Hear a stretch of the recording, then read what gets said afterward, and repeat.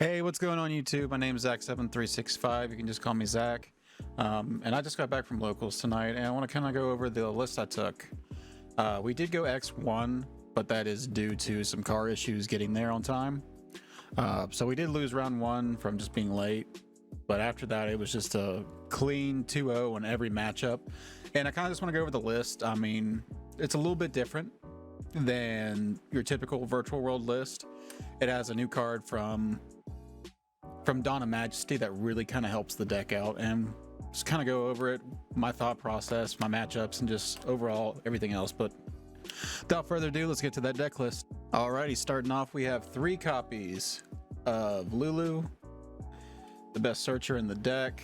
We then have 3 copies of Lao Lao, 3 copies of Lily, 3 copies of Gigi, and we have 3 copies of Nyan Nyan.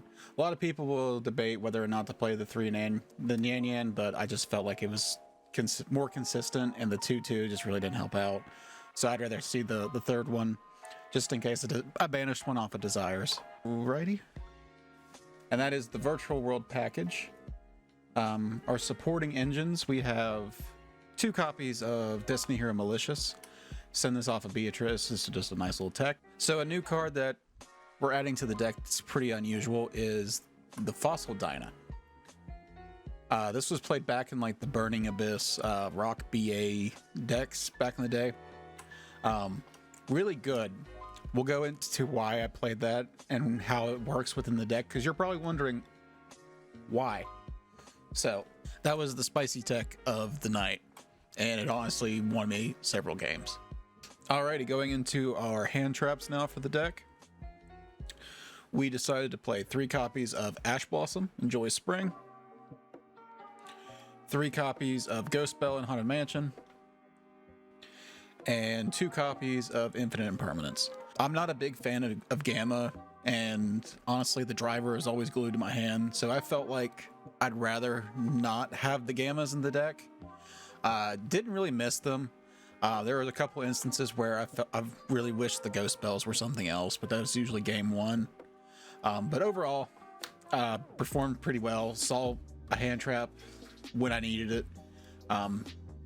Yeah, pretty standard. Bell, this format is just really good, but you can always tweak that to your local meta game. All right, going into our Virtual World spell and traps that we played obviously 3 copies of Kowloon, 3 copies of Qinglong, 3 copies of Chuche. This is also another thing. Arguably, you could cut one of these if you really wanted to, but I like having the 3rd one because it seems like you always banish everything that you need off of Desires and then draw the Desires. So then lastly, for the Virtual World spells and traps, we have the Zhan Wu. Zhan Wu is just a really good card to have. If you need another target to send, if you don't want to send your last Chuche from the deck to the grave. And Zhan Wu can also just give you that extender to get you into your rank 6 plays or your synchro plays or whatever you really need. It's also a great discard outlet for the malicious and everything else. 1 is the correct number. I really would not want to see multiples. The on-field effects never really used. Okay, and getting onto the rest of the deck, we have our remaining spells that we play in the deck. Obviously, we're going to play 3 copies of Desires. This card, I feel like you could cut one of these if you really wanted to shave this down to 40 cards, because this is a 41 card list if you're keeping track. I didn't have any issues with consistency really all that much. There was a couple hands that were kind of but we still pushed through and we won the game somehow. You could swap out the 3rd Desires for a copy of Foolish Burial Goods if you feel so inclined, but I don't know, having that flex spot to be able to side into it freely, like usually this, an E-Telly and a Nyan Nyan would be taken out, and that's 3 cards for me to side in something that I need for the matchup. So that was the thought process. And then finally we play obviously the Emergency Teleport and the Call by the Grave. E-Telly just helping you get started and working as another name for a Virtual World monster. That way you can use the other ones in hand and get their effects going. But yeah, with that being said, let's go ahead and get into the extra deck. We played the 1 Kaliga for the Tzolk'in play with the Muddy Mud Dragon. didn't really come up today, but it's always good to have that as an option within the deck. Getting into our synchros, these are kind of unorganized by level, but we'll just go ahead and get into them. Starting off with the Ultimate Tzolk'in, just a great body to go into. Extremely easy within this deck. And then we have the Crystal Wing that we pair with it. Just a duo made in heaven for this deck, and being able to put that on the board for the 5th summon, just being able to freely do whatever else you want to do in the turn is really nice. And then we'll go into our level 9s. We of course have the Shen MVP, one of the best synchros that's came out. I love this card. Absolutely love this card. Hate going against it, but making it and having control of the game with it is phenomenal. We also have the Vermilion Mech, just a great removal. You can banish a hand trap, you can banish a Lulu, a Lao Lao, whatever you need. You can even pop itself to add stuff back to your hand. Mostly I just used it for the removal and getting more virtual world names banished. There was an instance where that came up and it came in clutch. Yeah, Verm is still good. I would still play Verm in the deck. All right, and getting into our level 6s, we have the one Juju. I think I made this once, and that was just to climb into an XE because I had already burned through the Charge Warrior. Speaking of Charge Warrior, we play the one copy of Charge Warrior just to draw a card. Coral Dragon is another great way if you don't have an access to a level 6 tuner and a level 6 monster. You make Coral Dragon, you make Tzolk'in, you draw a card. Then the last card we play is the Muddy Mud Dragon to go with the Tzolk'in play to get into Crystal Wing and the Kaliga. Alrighty, and then moving on to the XEs that we played. We played the one Gossip Shadow. I'm still kind of iffy about this. It came up once. I feel like it's still worth playing. Worst case scenario, this gives you something to get into to negate something and draw a card if you really need it. I think it's still worth playing this in the deck. And then we got our rank 6s. Constellar, Ptolemy M7, just a great card for recycling resources. You can dump a virtual world monster from the deck that hasn't used its effect this turn, make this, detach, add that card back to hand, you got another body you can get on the board, more resources you can be recycling. Then to pair with that, we got the Utopia Beyond, just a great way to out Dragoon and anything that can't be targeted. Makes everything 0, super easy, and then you can easily go into Zeus. Then we played the one Beatrice to send the Malicious and the Dinah from the deck to the grave. And then to facilitate the Dinah play, this is a new card from Dawn of Magesty. Dragonlark Perrin. So what this card does, it lets you either standby phase, you can detach one, special summon a level 5 or lower monster from the graveyard. And then it also has like a protection effect with it can't be destroyed by battle or card effects if there's another monster or something like that. But the play was always make Beatrice to send the Malicious on your turn. Then on their draw phase, Beatrice effects send the Dinah. And then standby phase, Dragonlark, revive the Dinah. And then lock them out. Has an extra bit of stun. A lot of times they'll just normal summon, so they'll normal something and then they'll swing over it. Or if in the case of some people, just can't do anything, and then you just pop their normal summon with the Chuche. It's pretty gross. And then of course to wrap up the extra deck, we have the Zeus. Zeus put in some work today. The only one thing I'd like to change with this in some way, I just don't know which card it would be, is I'd like to incorporate the Gaia Charge Warrior just so I can get, because there's a lot of times where I would make Utopia Beyond and then slap the Zeus on it after the battle phase, since you really can't use him for detach his materials. And it would have just been nice to be able to Zeus twice.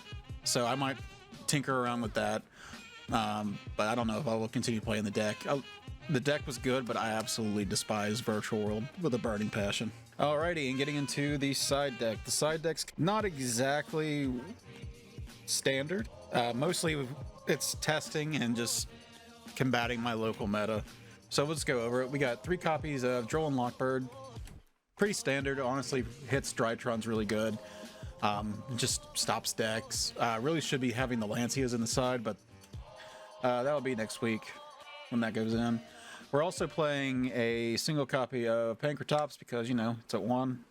And then this is also another spicy tech we can swap in for the Beatrice play is Necro World Banshee and a copy of Zombie World. This turns off Tri-Brigades. Puts a good stun on Cyber Dragon players a little bit. Overall, I mean, it's lackluster. I think last week, whenever I played the deck, it was all right tech. I didn't side this in at all. The Dyna was more than enough. If anything, the Dyna could probably hit the side. But yeah, interesting tech that you can actually play in this deck. And then for our spell and trap removal, we have 3 copies of Twin Twister, 1 copy of Feather Duster, and then we have just some spell hate in Imperial Order and 2 copies of Anti-Spell. We play the Raigeki. The Raigeki was supposed to be the Lightning Storm, but my buddy didn't let me borrow it this week, so we didn't get to play it, so we had to kind of make do. And then we teched in the Macrocosmos. Never sided it in. I just didn't know what else to put in the deck for the side. I mean, this could have been a Lancia. Like, these 2 could have been Lancias, and it probably would have been a little bit better for me. Gave me some more options, but that didn't come up, thankfully. I might be taking these out. I might be taking these 3 out for sure. So this could definitely be the playset of Lancia. But overall, yeah, that was the deck list, guys. We did pretty well today, honestly. Like I said, round 1, we got the loss for being late. Round 2, we went up against a Cyber Dragon player. We got the 2-0 on him. Game 2, we dropped the Dino on him, and he had a Jizakuru and just a handful of Cyber Dragons and I think a Red Eyes Black Dragon at some point, so he's playing the Dragoon package. So there's just really nothing he could have done. We just popped his core that he normal summoned with the Chuche. Round 3, we went up against a Numeron player, and we drew absolutely awful games 1 and 2, but we still somehow won both games 1 and 2. Didn't establish the Dino Lock, but we really didn't need it. We kind of just made the Shin and went from there. Plus Chuche being able to pop the field spell was really helpful. And then round 4 of the night, we went up against Prank Kids.